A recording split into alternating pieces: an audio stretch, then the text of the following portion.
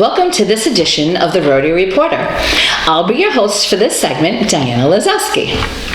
Like the very first signs of the coming spring, the first indications of the start of the next political campaign are subtle and hard to spot if you're an amateur. Luckily, you have your faithful Rhody reporter as a native guide. Let's start with Rhode Island's General Treasurer, Seth Magaziner. He was elected to his first term in 2014.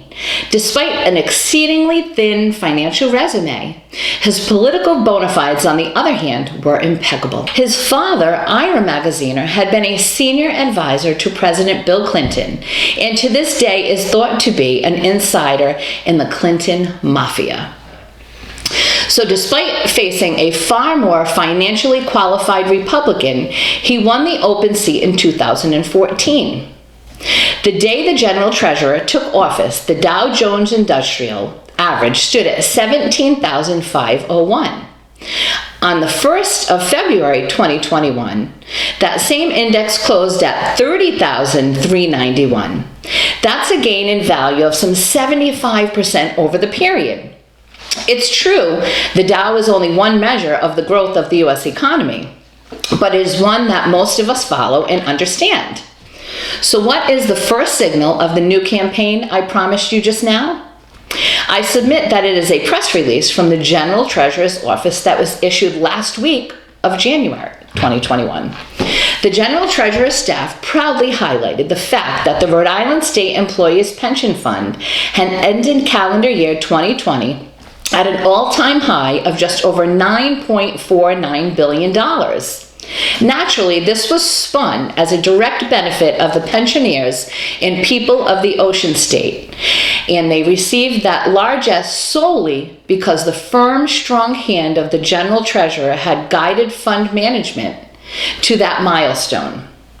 A breathless Go Local Prov immediately declared Mr. Magaziner what's hot in January 29th edition.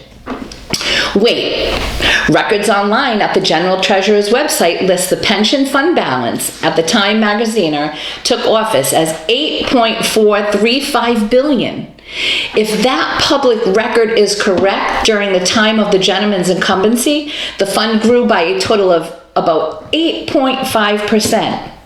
Okay, it hit the $9 billion record as 2020 closed out, but the Dow was up 75% over the same period.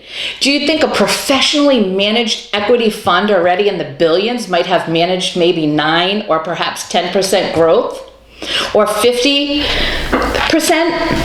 Seth Magaziner's PR platoon conveniently avoided adding the context of how other funds had done. That means the much ballyhooed milestone was meant to be a shiny object that catches a low information voter's eye while legerdemain is in progress. Yes, folks, Mr. Magaziner is term limited in his present role. He may be completely unqualified for any responsible position in high finance because hedge funds check all the figures and they understand them. So absolutely, that press release is the first oblique effort in Seth Magaziner's run for what? Secretary of State? That's an open seat also in 2022. What about Lieutenant Governor? Hey, he could use some executive experience, don't you think? Make no mistake though, he's running.